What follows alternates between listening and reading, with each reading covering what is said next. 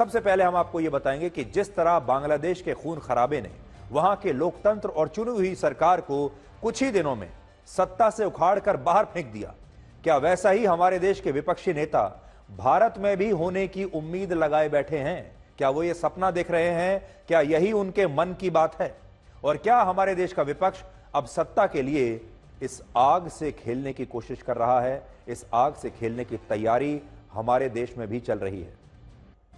भारत के कई विपक्षी नेताओं को उम्मीद है कि जैसा विद्रोह बांग्लादेश में एक चुनी हुई सरकार के खिलाफ हुआ, वैसा विद्रोह भारत में भी मोदी सरकार के खिलाफ हो सकता है।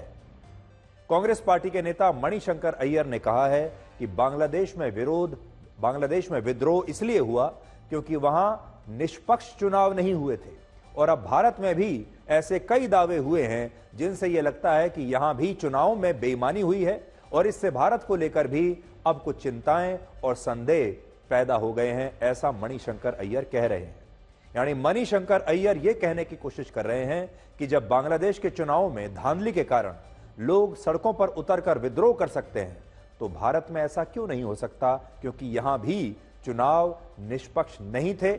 आज आप मणिशंकर अय्यर का यह ताजा बयान सुनिए और फिर आपको पता चलेगा कि हमारे देश के विपक्षी नेताओं का सपना क्या है, उनके मन की बात क्या है, और वो बांग्लादेश में जो कुछ हुआ है उससे किस हद तक वो प्रभावित भी हैं, और वो सोचते हैं कि काश ऐसा यहां भी हो जाए। कांग्रेस के एक नेता को आपने देख लिया, अब कांग्रेस के दूसरे वरिष्ठ नेता और पूर्व विदेश मंत्री सलमान खुर्शीद ने भी यह कहा है कि बांग्लादेश में जो हो रहा है वैसा भारत में भी हो सकता है, और उनका यह भी कहना है कि भारत में अभी सब कुछ सामान्य लग रहा है। आपको सब कुछ सामान्य दिखता होगा, लेकिन असल में सामान्य है नहीं, और भारत में सतह के नीचे कुछ तो ऐसा चल रहा है जिससे उन्हें यह लगता है कि जो बांग्लादेश में हुआ वैसा भारत में भी हो सकता है। There was some talk about Shaheen Bagh. You mind if I said that Shaheen Bagh failed? A lot of us believe that Shaheen Bagh succeeded, but I know what's happening to the people who are associated with Shaheen Bagh. How many of them are still in prison?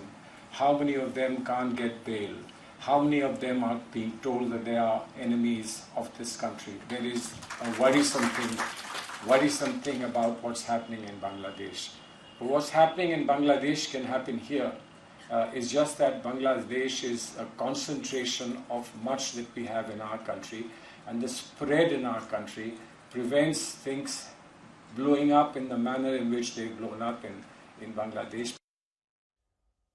हमारे देश के तमाम नेताओं को, चाहे वो विपक्ष के हों चाहे वो सरकार के पक्ष के हों, बांग्लादेश में जो कुछ हुआ उस पर उन्हें चिंतित होना चाहिए था, लेकिन विपक्ष के कुछ लोग चिंतित होने के बजाय बांग्लादेश के घटनाओं से उत्साहित हैं।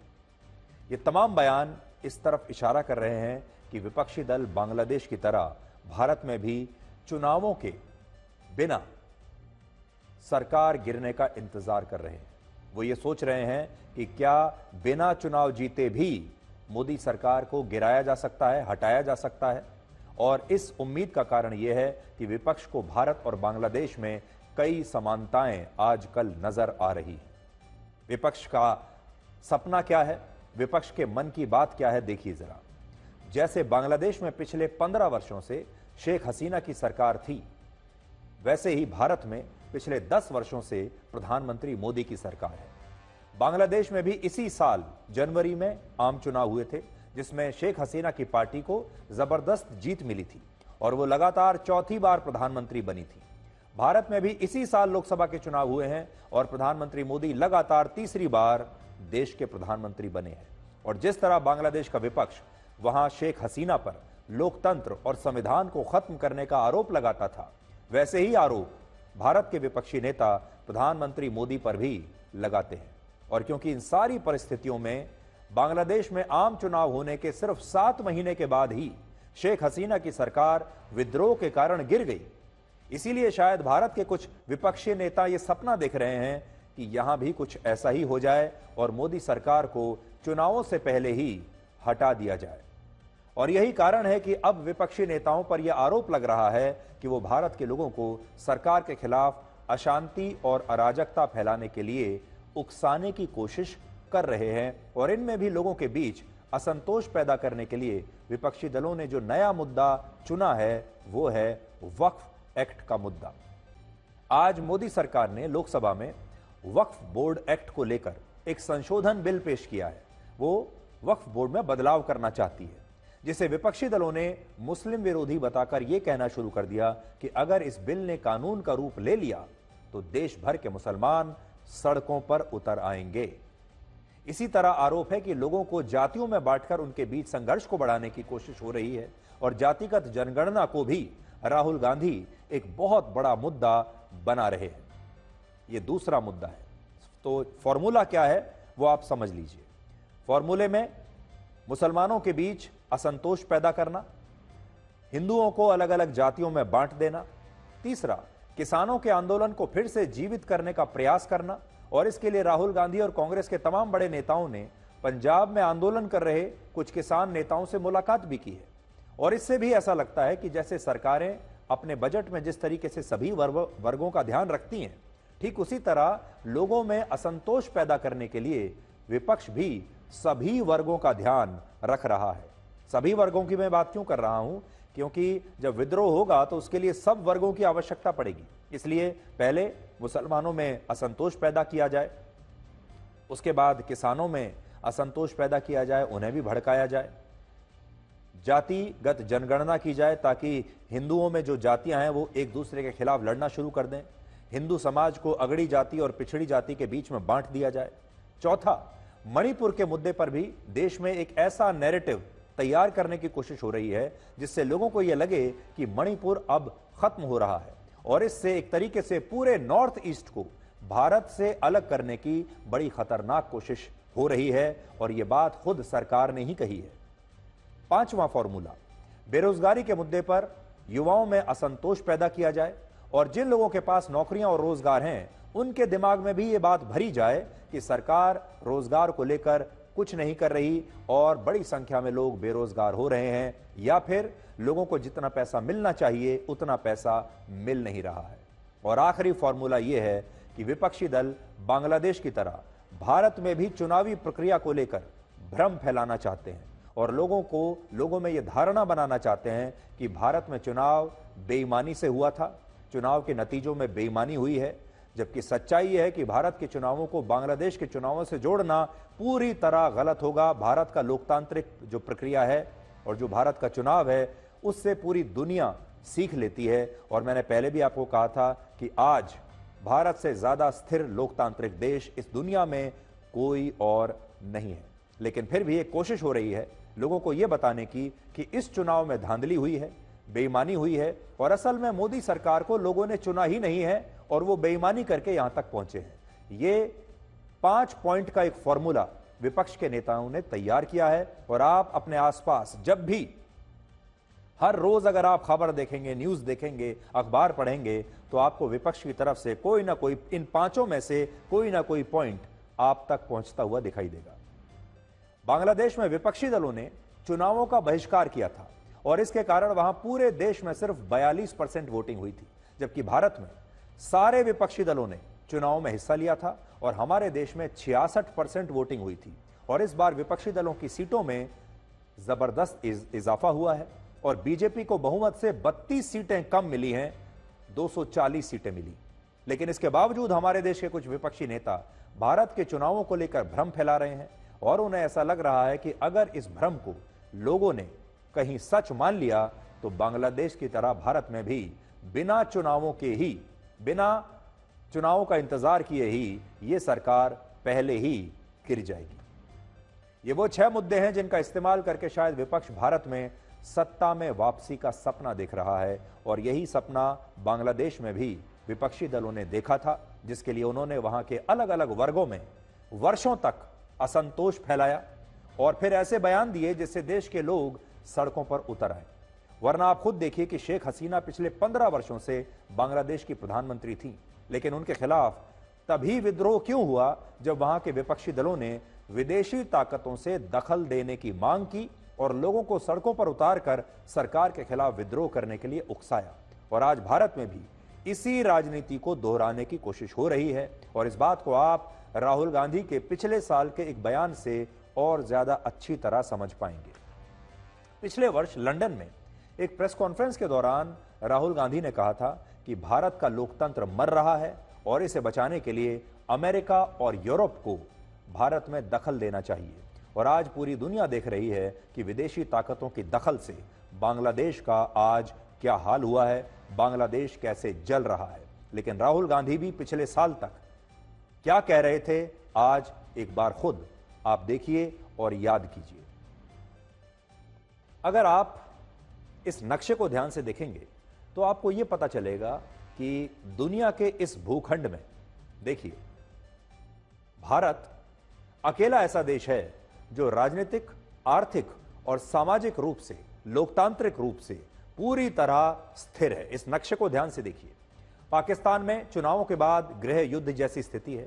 अफगानिस्तान में भी तालिबान का शासन आ चुका है, लोकतंत्र मर चुका है। श्रीलंका में दाने दाने के लिए दंगे चल रहे हैं, पूरी तरीके से राजनीतिक अस्थिरता वहां पर है। नेपाल में भी पिछले 15 वर्षों में 10 प्रधानमंत्री बदल चुके हैं। म्यांमार में सेना का शासन है। मालदीव्स में भी चीन के समर्थन वाली सरकार आ चुकी है। और अब बांग्लादेश में भी अशांति और अराजकता का बुरा माहौल है। यानी भारत के चारों तरफ अगर आप देखेंगे इस भूखंड को तो आपको पता चलेगा कि भारत अकेला ऐसा देश है जो स्थिरता के साथ खड़ा हुआ है। और सबसे बड़ी बात यह है कि इनमें ज्यादातर देश 3000 वर्ष पहले अखंड भारत का हिस्सा थे। लेकिन जो देश भारत से टूटकर अलग हुए वो कभी भी खुश नहीं रह पाए। देखिए, ये सारा जो इलाका मैं आपको बता रहा हूं, एक जमाने में ये भारत का ही भूखंड था। जो देश भारत से अलग हुए वो कभी भी खुश नहीं रहे। और आज जब इस पूरे भूखंड में भारत अकेला ऐसा देश है जहां अशांति और खून खराबे का माहौल नहीं है, तब हमारे देश के कुछ विपक्षी नेता सिर्फ सत्ता में आने के लिए भारत के बांग्लादेश बनने का इंतजार कर रहे हैं। और असल में राजनेता पूरी दुनिया के ऐसे ही होते हैं। वो सत्ता के लिए कुछ भी कर सकते हैं। इसके लिए विदेशी ताकतों से हाथ भी मिला सकते हैं, अपने देश को अस्थिर भी बना सकते हैं। और आज भी हमारे देश में यही हो रहा है। और इस बात को आप हमारे अगले विश्लेषण से और अच्छी तरह से समझ पाएंगे जो वक्फ एक्ट के बारे में है। आपको आज हम यह बताएंगे कि क्या भारत में वक्फ का वक्त समाप्त होने वाला है और क्या मोदी सरकार मुसलमानों से उनकी जमीनें छीनना चाहती है। ये दोनों वो सवाल हैं जो हमारे विपक्षी दलों की तरफ से लगातार उठाए जा रहे हैं। और उनका कहना है कि मोदी सरकार पूरी तरह से मुसलमानों के खिलाफ काम कर रही है। आज मोदी सरकार ने लोकसभा में वक्फ की संपत्तियों को लेकर एक नया बिल पेश किया जिसमें 40 संशोधन यानी बदलाव किए गए हैं। सरकार का कहना है कि यह बिल संविधान के अनुरूप है। इससे गरीब और पिछड़े मुसलमानों को फायदा होगा। वक्फ बोर्ड में मुस्लिम महिलाओं की भागीदारी होगी और अभी वक्फ की संपत्तियों और इसके प्रबंधन में जिन मुट्ठी भर लोगों का कब्जा है वो कब्जा समाप्त हो जाएगा और वक्फ की संपत्तियों से जरूरतमंद लोगों की मदद हो पाएगी। लेकिन विपक्ष का कहना है कि यह बिल संविधान के खिलाफ है, मुसलमानों के खिलाफ है। इससे देश दो हिस्सों में बंट जाएगा और सरकार हिंदुओं को खुश करने के लिए वक्फ के खिलाफ यह कानून लेकर आई है। और विपक्षी दलों का यह भी आरोप है कि अगर इस बिल ने कानून का रूप ले लिया तो देश में तनाव पैदा हो जाएगा और लोग सड़कों पर उतर आएंगे। इस पर आप ध्यान दीजिएगा। विपक्ष ये कह रहा है कि अगर ये कानून बन गया तो लोग सड़कों पर उतर आएंगे। You are removing the clause of waqf by use through this amendment. That means there is going to be a dispute in each and every mosque where there is no deed. What will be the happen? Your fundamental idea is to create conflict and create the anger between the communities and make violence everywhere. मेरे मजहब के मुतालिक चीजें हैं तो वो कैसे कोई दूसरा तय करेगा? क्या कुरान में क्या लिखा है, फिका में क्या लिखा है, इस्लाम में क्या लिखा है, ये आप तय करेंगे या मैं तय करूंगा? सर, इससे हम मजहब में दखलंदाजी कर रहे हैं। और अगर ये होगा तो कोई भी अकलियत, कोई भी माइनॉरिटी अपने आप को हिंदुस्तान में सेफ नहीं करेगी। ये जो आप बिल ला रहे हैं, आप देश को बांटने का काम कर रहे हैं, जोड़ने का काम नहीं कर रहे हैं। आप दुश्मन हैं मुसलमानों के, उसका सबूत ये बिल है। अन्य धार्मिक जो मसले हैं, बॉडीज हैं, उनमें कोई गैर बरादरी का नहीं आता है। मान लीजिए वक्फ बोर्ड में गैर मुस्लिम को शामिल करने का औचित्य क्या बनता है? This bill is intended to, this is a malice, this suffers from malice in law. It's a malicious legislation because this bill is targeting the Muslims of this country. This cannot be tolerated. And we know already many old mosques are in danger today. And then there is hate, division, issues among the people of the country. And this bill is specifically targeting a particular community, a particular religious group. हम लोग तो इसका विरोध करेंगे, राष्ट्रीय जनता दल जो हमारा दल है इसका विरोध करेगा और मुझे लगता है कि इंडिया अलायंस के सभी दल इसका विरोध करेंगे। अल्पसंख्यक मामलों के मंत्री किरण रिजिजू ने इस बिल को संसद की जॉइंट पार्लियामेंट्री कमेटी के पास भेज दिया है, जिसमें सरकार और विपक्ष दोनों के सांसद होते हैं। इस बिल का समर्थन कीजिए, करोड़ों लोगों का दुआ मिलेगा। अगर आप विरोध करोगे, चंद लोगों ने पूरा वक्फ बोर्ड को कब्जा करके रखा हुआ है और आम मुसलमान लोगों को जो न्याय इंसाफ नहीं मिला उसको सही करने के लिए ये बिल लाया गया है। इसमें हमने जो ब्रॉड बेस किया है, किसी का हक छीनना तो बात छोड़ दीजिए, जिनको हक नहीं मिला है उनको हक देने के लिए ये बिल लाया गया है। इसमें महिलाओं के लिए, बच्चों के लिए और मुसलमान समाज में जो पिछड़े हैं, जिसको आज तक कभी मौका नहीं मिला, जिसको दबा के रखा हुआ है, उनको जगह देने के लिए ये बिल लाया गया है। वक्फ बोर्ड वो संस्था है जो उन संपत्तियों की देखरेख करता है जिन्हें अल्लाह की संपत्ति माना जाता है। उदाहरण के लिए अगर किसी व्यक्ति ने वक्फ बोर्ड को अपनी जमीन दान में दे दी तो वो जमीन अल्लाह की हो जाती है और हमेशा के लिए वक्फ बोर्ड उस संपत्ति का मालिक बन जाता है। और अगर वक्फ बोर्ड को लगता है कि कोई सरकारी जमीन पहले किसी जमाने में उसके द्वारा इस्तेमाल होती थी तो उस पर भी वो अपना दावा कर सकता है। और यही वजह है कि आज देश में न जाने ऐसे कितने मामले हैं जिनमें लोगों की निजी संपत्ति, सरकारी जमीन, नगर निगम की बिल्डिंग्स, पार्क, तालाब, यहां तक कि अदालतों की जमीन पर भी वक्फ बोर्ड अपना दावा कर रहा है और कहता है कि ये किसी जमाने में हमारी जमीन थी, इसलिए इसे वापस किया जाए। और इन्हीं सारे विवादों को देखते हुए सरकार ने इस कानून में 40 बड़े बदलाव किए हैं, जिनमें सबसे ज्यादा विवाद इन 5 संशोधनों को लेकर हो रहा है। जरा ध्यान से इन बदलावों को समझिए।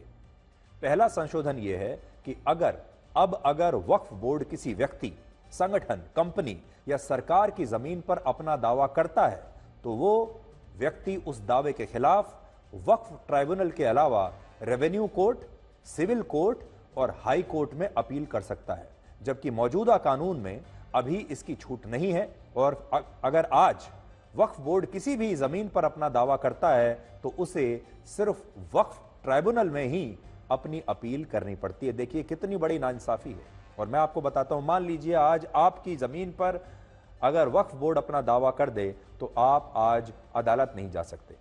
सरकार चाहती है कि किसी की भी जमीन अगर विवाद में आती है तो वो अदालत में जा सके, इसके खिलाफ अपील कर सके। दूसरा संशोधन यह है कि अब ऐसे मामलों में वक्फ ट्राइब्यूनल का फैसला आखिरी नहीं माना जाएगा और इसके फैसले के खिलाफ हाई कोर्ट में अपील की जा सकेगी, जबकि मौजूदा कानून में यह लिखा है कि वक्फ ट्राइब्यूनल के फैसले को आगे कहीं भी चुनौती नहीं दी जा सकती। सोचिए, ये अपने इस देश के अंदर एक अलग कानून चल रहा है, वक्फ ट्राइब्यूनल का अलग ही कानून है और उसके खिलाफ आप देश की किसी अदालत में नहीं जा सकते, हाई कोर्ट में नहीं जा सकते, सुप्रीम कोर्ट में नहीं जा सकते। तीसरा बदलाव यह है कि जब तक कोई जमीन वक्फ को दान में नहीं दी जाएगी तब तक वक्फ उस जमीन पर अपना दावा नहीं कर सकेगा, जबकि मौजूदा कानून कहता है कि अगर किसी जमीन पर किसी जमाने में कोई मस्जिद थी या उसका इस्तेमाल इस्लाम धर्म के प्रचार के लिए या किसी उद्देश्य के लिए होता था तो वो जमीन अपने आप ही वक्फ बोर्ड की हो जाती है और वक्फ बोर्ड उस पर कभी भी अपने दावे का नोटिस भेज सकता है। चौथा संशोधन यह है कि अब वक्फ बोर्ड में 2 महिलाओं और अन्य धर्मों के 2 सदस्यों को भी प्रवेश दिया जाएगा, जबकि मौजूदा कानून कहता है कि महिलाएं और दूसरे धर्मों के लोग वक्फ बोर्ड के सदस्य नहीं हो सकते। और 5वां संशोधन ये कि विवाद की स्थिति में वक्फ बोर्ड की संपत्तियों का सर्वे जिला कलेक्टर कर पाएगा और अगर सर्वे रिपोर्ट में यह आता है कि जिस जमीन पर वक्फ ने दावा किया है वो उसकी नहीं है तो वो जमीन वक्फ बोर्ड की नहीं मानी जाएगी, जबकि फिलहाल वक्फ की संपत्तियों के सर्वे करने को लेकर स्पष्ट प्रक्रिया कोई भी नहीं है। विपक्ष इन संशोधनों का जबरदस्त विरोध कर रहा है और इस बिल को लेकर कई मुस्लिम धर्मगुरुओं और मौलानाओं ने भी अपनी आपत्ति जताई है। इन सब का कहना है कि इसी देश में अलग अलग सरकारों ने कई मंदिरों को लेकर ट्रस्ट और प्रबंधन समितियां बनाई हैं जिनमें मुसलमान नहीं हैं, लेकिन अगर इनमें मुसलमानों को शामिल करने के लिए कोई कानून लाया जाता है तो क्या हमारे देश के हिंदू इसे स्वीकार करेंगे? ये एक बड़ा प्रश्न उन्होंने पूछा है। मुस्लिम समुदाय की एक और आपत्ति यह है कि वक्फ बोर्ड की संपत्ति अल्लाह की संपत्ति है, इसलिए इन संपत्तियों की देखरेख और इनके प्रबंधन में दखल देना इस्लाम धर्म का अपमान है और हमें लगता है कि सरकार को इन सारी आपत्तियों को ध्यान से सुनना चाहिए। लेकिन इसी के साथ आज देश के मुसलमानों को भी यह सोचना चाहिए कि क्या वक्फ बोर्ड की संपत्तियों से उन्हें कभी भी वो फायदा मिला है जिसका जिक्र कुरान में किया गया है।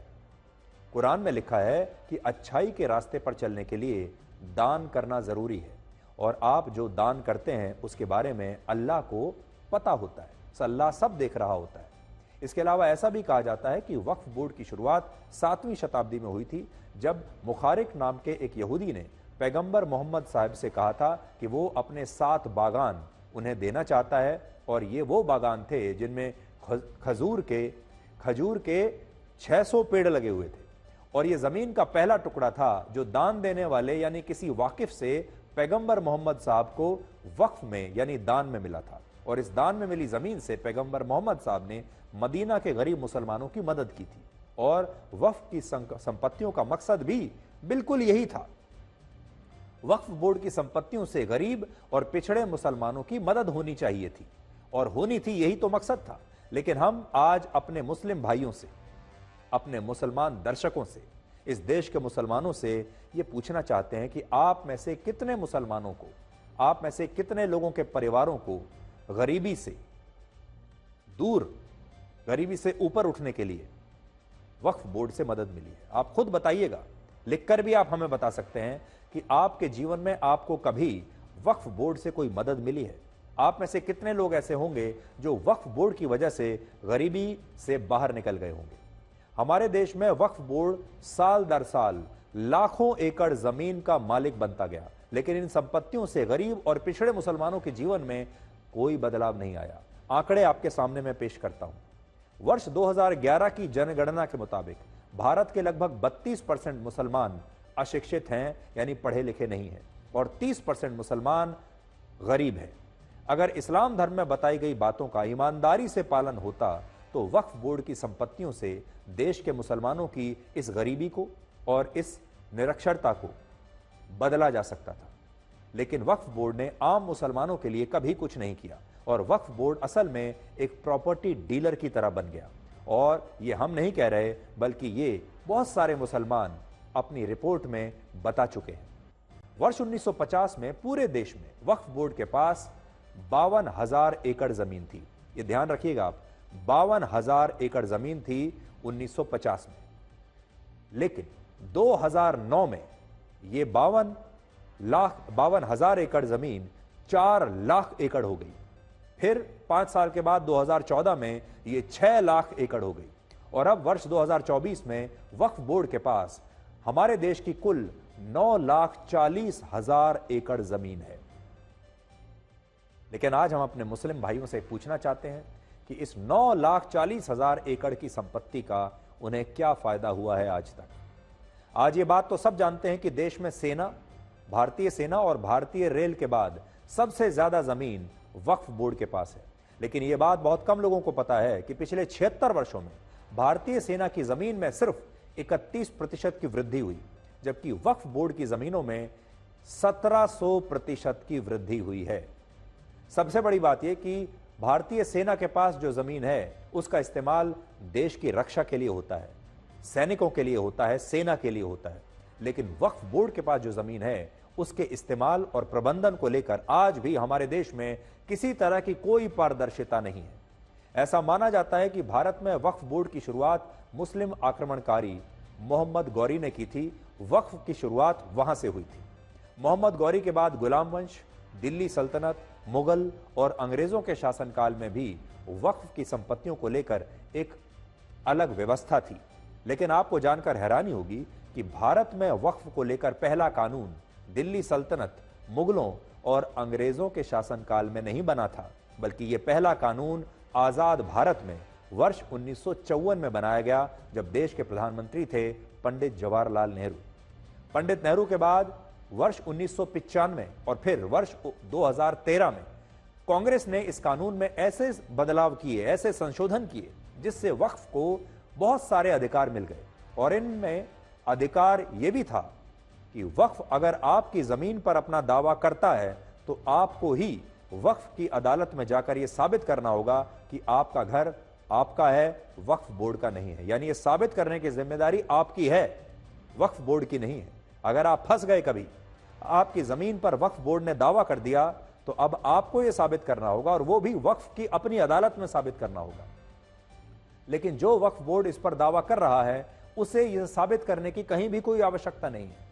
सोचिए, जिस सऊदी अरब में इस्लाम धर्म की उत्पत्ति हुई थी, वहां भी वक्फ को लेकर ऐसे कानून नहीं है, और यह चीज किसी मुस्लिम देश में नहीं है, और वहां के वक्फ बोर्ड किसी की भी जमीन पर ऐसा दावा कर सकें, यह कानून वहां भी नहीं है। लेकिन भारत में ऐसे कानून हैं, और यह कानून कांग्रेस पार्टी की अलग अलग सरकारों में बने हैं। आज अगर भारत में वक्फ बोर्ड के पास 1 गोवा, 33 चंडीगढ़ शहर, 127 लक्षद्वीप और 2.5 दिल्ली शहर के बराबर जमीन है, तो इसका कारण यही है कि हमारे देश में मुस्लिम तुष्टीकरण के लिए इस तरह के कानून बनाए गए, जिनमें वक्फ को ऐसे ऐसे अधिकार दे दिए गए कि वो एक प्रॉपर्टी डीलर की तरह बन गया, और वक्फ बोर्ड की संपत्तियों से आम और गरीब मुसलमानों को कभी कोई लाभ नहीं मिला। जैसे मैंने आपको बताया, वक्फ बोर्ड के पास इतनी संपत्ति है जिसमें 2.5 दिल्ली शहर बस सकते हैं, लेकिन हमारे देश के कितने मुसलमानों को इसका फायदा मिला है, ये शोध का विषय है। इस पर एक रिसर्च होनी चाहिए। वर्ष 2006 में आई सच्चर कमेटी ने यह कहा कि वक्फ बोर्ड के पास जितनी जमीनें हैं उससे हर साल उसे 12,000 करोड़ रुपए की आमदनी होनी चाहिए, लेकिन वक्फ बोर्ड कहता है कि उसे इन जमीनों से आज भी सिर्फ 200 करोड़ रुपए की आमदनी हो रही है। होनी चाहिए थी 1200 करोड़। अलग अलग रिपोर्ट्स में यह बताया गया कि जिन संपत्तियों से वक्फ बोर्ड हजारों करोड़ रुपए कमा सकता है, उनसे वो सिर्फ 200 करोड़ रुपए इसलिए कमाता है क्योंकि वक्फ बोर्ड में ईमानदारी नहीं है। वक्फ बोर्ड की संपत्तियों से जो आमदनी होती है, उस आमदनी का 7% हिस्सा राज्य के वक्फ बोर्ड के पास जाता है, और आरोप है कि कई बार वक्फ बोर्ड को कम पैसे देने के लिए इसमें हेरा फेरी की जाती है, और कुछ मामलों में वक्फ बोर्ड की जमीनों को बेईमानी से बेचा भी गया है, और इसमें भ्रष्टाचार हुआ है, जबकि इस्लाम धर्म में वक्फ की संपत्ति को बेचना वर्जित माना गया है, हराम माना गया है। और इसी बेईमानी को खत्म करने के लिए सरकार ये बिल लाई है, लेकिन अभी इसे लेकर कई तरह के भ्रम फैलाए जा रहे हैं, और हमें लगता है कि आज हमारे देश की स्थिति ये हो चुकी है कि जो मुसलमान वक्फ बोर्ड में फैले इस मकड़ जाल को समझते हैं, वो भी शायद विपक्षी दलों के इस नैरेटिव में फंसकर इस बिल को मुस्लिम विरोधी मान लेंगे, और इस तरह वक्फ के कानूनों में कोई सुधार कभी होगा ही नहीं। और सोचिए, ये भी कितनी अजीब बात है कि कुवैत, सऊदी अरब, कतर, तुर्की, लेबनान, इंडोनेशिया और मलेशिया जैसे मुस्लिम देश अपने यहाँ के वक्फ कानूनों में सुधार लाने के लिए लगातार संशोधन कर रहे हैं, बदलाव कर रहे हैं, अपने आप को बदल रहे हैं। इसको अंग्रेजी में कहते हैं रिफॉर्म्स। वहां पर रिफॉर्म्स हो रहे हैं, लेकिन धर्मनिरपेक्ष भारत में ऐसा हो रहा है तो विपक्षी दल ये कहते हैं कि सरकार मुसलमानों की दुश्मन है, और वो हिंदुओं को खुश करने के लिए ऐसा कर रही है। आपको याद होगा, पिछले हफ्ते मैंने ही आपसे कहा था कि अगर राहुल गांधी हिंदुओं को अलग अलग जातियों में बांटने की कोशिश करेंगे तो इसके जवाब में बीजेपी भी हिंदुत्व के मुद्दे को लेकर और ज्यादा आक्रामक हो जाएगी और वक्फ कानून में संशोधन के लिए यह बिल लाना बीजेपी की इसी रणनीति का एक हिस्सा हो भी सकता है, जिस पर हमारे देश में अगले कुछ दिनों में आपको एक बड़ा संघर्ष देखने को मिल सकता है। और क्योंकि यह मामला मुसलमानों से जुड़ा है, इसलिए इस मामले में विपक्षी दल अपने कदम पीछे नहीं खींचेंगे और बीजेपी भी देश को यही दिखाना चाहती है कि विपक्षी दल किस वर्ग के वोटों की राजनीति पूरे तन और मन से करता है। और हालांकि आज आपको यह भी देखना चाहिए कि भारत का मौजूदा धार्मिक ढांचा अब कितना संकीर्ण हो चुका है। मतलब आज हमारे देश में हिंदू और मुसलमानों को पूरी तरीके से बांट दिया गया है। कुछ पार्टियां हिंदुओं की राजनीति करती हैं, कुछ पार्टियां मुसलमानों की राजनीति करती हैं। और इस समय विपक्षी दलों का जो फॉर्मूला है वो ये है कि वो मुसलमानों को अपने साथ रखना चाहते हैं और हिंदुओं को अलग अलग जातियों में बांट देना चाहते हैं, अगड़ी और पिछड़ी जातियों में बांट देना चाहते हैं। और इस तरीके से ये एक नया वोट बैंक तैयार होगा। बीजेपी की कोशिश ये है कि सारे के सारे जो हिंदू वोट्स हैं वो एक जगह आ जाएं और हिंदू समाज अलग अलग जातियों में बंटने ना पाए। लेकिन ये बंटवारा हो चुका है हमारे देश में, और हमारे देश में अगर आप देखेंगे तो एक तरह का बॉर्डर, एक तरह की बॉर्डर लाइन खिंच चुकी है हिंदू समाज में और मुसलमान समाज में। आपको ये बताएंगे कि जब गाजा के मुसलमानों को बचाने के लिए दुनिया के 118 देशों में विरोध प्रदर्शन हो सकते हैं, तब बांग्लादेश के हिंदुओं को बचाने के लिए भारत में विरोध प्रदर्शन क्यों नहीं हो सकते। और आज भारत के हिंदुओं को बांग्लादेश के हिंदुओं का दर्द क्यों महसूस नहीं हो रहा, जबकि बांग्लादेश वर्ष 1947 के विभाजन से पहले हमारे ही देश का हिस्सा था। बांग्लादेश भारत का हिस्सा था, हमारे ही संयुक्त बंगाल का हिस्सा था, हमारे बंगाल राज्य का हिस्सा था बांग्लादेश, यानी हमारे ही जिगर का टुकड़ा है। बांग्लादेश में जितने भी हिंदू मारे जा रहे हैं ये सारे हिंदू हमारे ही देश के हैं, जो विभाजन के कारण पहले पूर्वी पाकिस्तान में चले गए और बाद में बांग्लादेश में चले गए। लेकिन आज इन पर हो रहे जुल्म पर भारत के अधिकांश लोग खामोश हैं और उन्हें इसकी कोई पीड़ा, कोई दर्द नहीं हो रहा है। हालांकि कुछ मुट्ठी भर लोग जरूर इसके खिलाफ आवाज उठा रहे हैं और उनमें हम भी हैं। बांग्लादेश में हिंदुओं के खिलाफ हिंसा की आग कितना खतरनाक रूप ले चुकी है, कितनी बड़ी संख्या में बांग्लादेश के हजारों हिंदू अपनी जान बचाने के लिए भारत से शरण मांग रहे हैं, उसे आज आप हमारी इस रिपोर्ट से समझ सकते हैं, जो सीधे बांग्लादेश के बॉर्डर से आई है।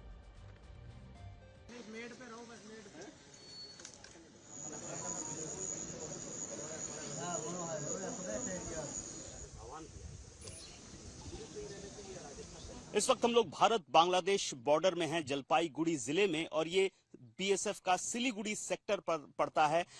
बटालियन 93 के अंडर में ये इलाका आता है और यहीं पर जहां पर इस वक्त मैं खड़ा हूं, इस इलाके में कल लगभग 1200 से 1500 के आसपास जो बांग्लादेशी हिंदू हैं वो पहुंच चुके थे, आ गए थे शरण लेने के लिए, और उन्हीं के लिए इस वक्त ये टेम्पररी फेंसिंग की गई है। आप देख सकते हैं ये टेम्पररी फेंसिंग जो इस वक्त मैं पार कर रहा हूं, ये अनफेंस्ड इलाका है, लगभग 1.5 किलोमीटर का इलाका है अनफेंस्ड। उनको मालूम था कि यहां से वो भारत में प्रवेश कर सकते हैं और यहां पर वो एकत्रित हो गए थे। और उस घटना के बाद कल ही ये जो अनफेंस्ड फेंसिंग है, ये यहाँ पर टेम्पररी फेंसिंग यहाँ पर लगाई गई है। ये कांटा जो तार हैं इनको यहाँ पर लगाया गया है ताकि जो बांग्लादेशी हैं वो भारत में ना प्रवेश कर सके, और बीएसएफ को मुस्तैद किया गया है यहाँ पर और ट्रूप्स बढ़ा दी गई है, क्योंकि ये जो 1.5 किलोमीटर का इलाका है, और ये पिलर मैं आपको दिखा रहा हूं, देखिए ये भारत बांग्लादेश के बीच का पिलर है, उस तरफ बांग्लादेश है।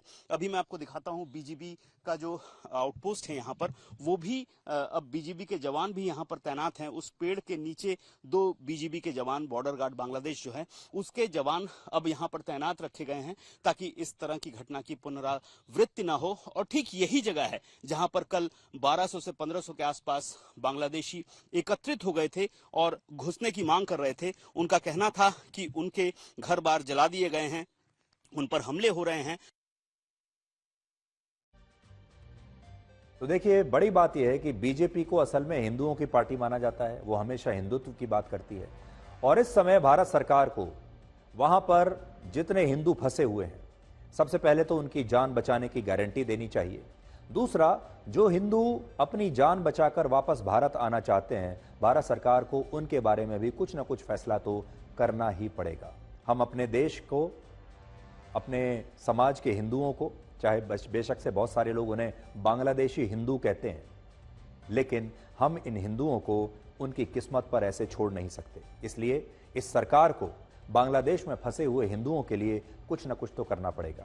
आपको याद होगा, जब अफगानिस्तान में हमारे लोग वहां फंस गए थे, बड़ी संख्या में सिख वहां पर फंस गए थे, तो मोदी सरकार उन्हें वापस लेकर आई थी। ऐसा ही कुछ मोदी सरकार को बांग्लादेश के में फंसे हुए हिंदुओं के लिए करना चाहिए। और इस वक्त की एक बड़ी खबर यह है कि बांग्लादेश में अंतरिम सरकार का गठन हो चुका है और बांग्लादेश के मशहूर अर्थशास्त्री मोहम्मद यूनुस ने सरकार के मुखिया के रूप में शपथ ले ली है, यानी वही कुछ दिनों के लिए इंटरिम प्राइम मिनिस्टर होंगे। नोबेल पुरस्कार विजेता मोहम्मद यूनुस को बांग्लादेश में गरीबों के बैंकर के रूप में जाना जाता है और वो शेख हसीना के सबसे बड़े विरोधियों में से एक थे। और मोहम्मद यूनुस अब तक पेरिस में थे, लेकिन आज ही पेरिस से वो ढाका पहुंचे और उन्होंने अब अंतरिम सरकार की जिम्मेदारी संभाल ली है। सबसे बड़ी बात यह है कि जब शेख हसीना दिल्ली में है, तब भी प्रधानमंत्री मोदी ने मोहम्मद यूनुस को अंतरिम सरकार का गठन करने के लिए अपनी शुभकामनाएं दी हैं।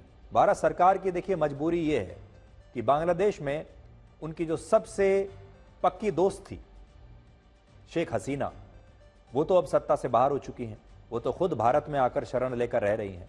लेकिन बांग्लादेश में किसी की भी अगर सरकार बनेगी, चाहे वो भारत के विरोधियों की ही सरकार क्यों ना बने, कट्टरपंथियों की ही सरकार क्यों ना बने, चाहे पाकिस्तान के दोस्तों की ही सरकार क्यों ना बने, लेकिन भारत को उस सरकार के साथ भी मिलकर काम करना ही पड़ेगा।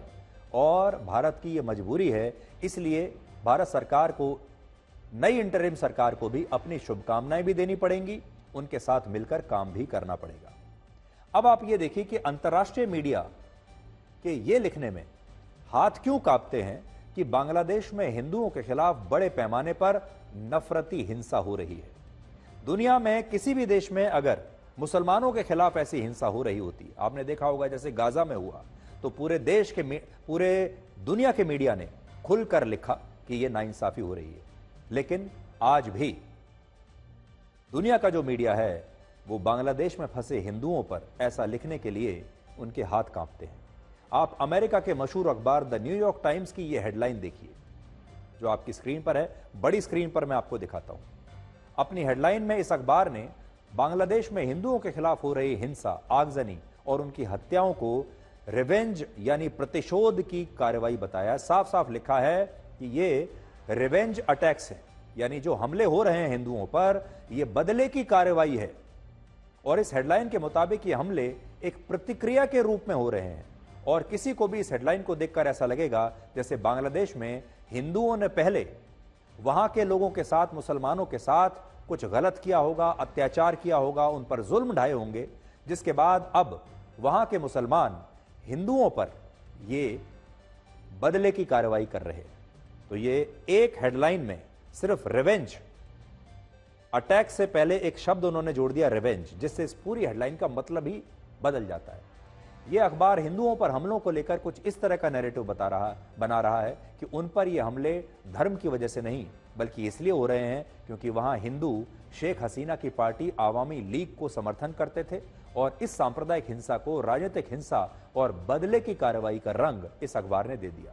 हालांकि जब बहुत सारे लोगों ने इस पर आपत्ति जताई और सोशल मीडिया पर भी लोगों ने लिखना शुरू किया, अखबार की आलोचना हुई, तो उसने अपनी हेडलाइन को बदल दिया और अपनी हेडलाइन से रिवेंज शब्द को हटा दिया और इसकी जगह उसने नई हेडलाइन बनाई कि प्रधानमंत्री के जाने के बाद बांग्लादेश में हिंदुओं पर हमले हो रहे हैं। यह नई हेडलाइन है।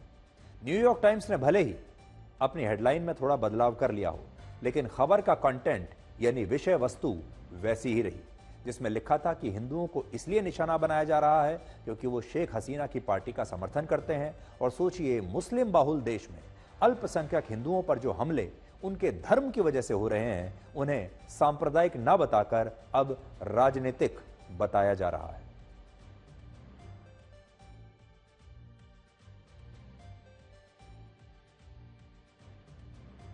तो आप देख लीजिए न्यूयॉर्क टाइम्स की पुरानी हेडलाइन और उसके बाद न्यूयॉर्क टाइम्स की नई हेडलाइन।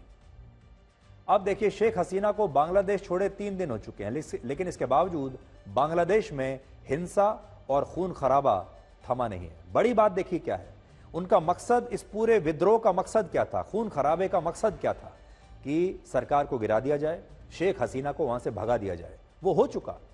अब यह बात समझ में नहीं आ रही कि अब यह हिंसा क्यों हो रही है, अब यह पूरा खून खराबा किसके लिए हो रहा है, क्योंकि मकसद तो पूरा हो चुका है। बांग्लादेश में पिछले 3 दिनों में 150 से ज्यादा लोगों की मौत हुई है और यह हिंसा इसलिए नहीं रुक रही क्योंकि वहां हिंसा रोकने वाला कोई है ही नहीं। मैं जरा आपको बांग्लादेश की तस्वीरें दिखाता हूं। ये तो शेख हसीना की पुरानी तस्वीरें आप देख रहे हैं, जिस जमाने में वो प्रधानमंत्री हुआ करती थी। लेकिन अब आप बांग्लादेश की जरा तस्वीरें देखिए और उन तस्वीरों को जब आप देखेंगे तो आपको पता चलेगा कि वहां पर इस खून खराबे को, इस हिंसा को रोकने वाला कोई है ही नहीं। वहां पुलिस खुद हड़ताल करके अपने अपने घरों में बैठ गई है और पुलिस का कहना है कि उन्हें जब तक खुद अपनी सुरक्षा नहीं मिलेगी तब तक वो सड़कों पर नहीं उतर सकते। और ये जो तस्वीरें आप लगातार देख रहे हैं, ये बांग्लादेश से हमारे पास आ रही हैं। इन तस्वीरों में आप देखिए,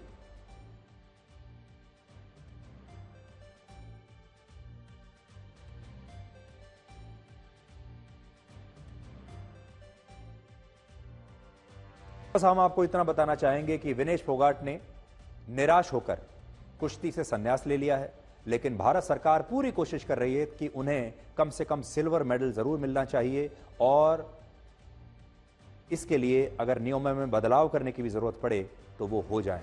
और खेलों के विवाद को लेकर जो अंतर्राष्ट्रीय अदालत है उसमें भारत ने अपील कर दी है अपनी, और उसकी सुनवाई कल से शुरू होगी और भारत पूरी कोशिश कर रहा है कि विनेश फोगाट को सिल्वर मेडल इसमें मिले। और इसके लिए भारत चाहेगा कि नियमों में अगर बदलाव भी करना है तो फिर होना चाहिए। और इसमें सीधे प्रधानमंत्री मोदी ने पीटी उषा से बात की है, खुद प्रधानमंत्री और भारत सरकार इसमें सीधे हस्तक्षेप कर रहे हैं।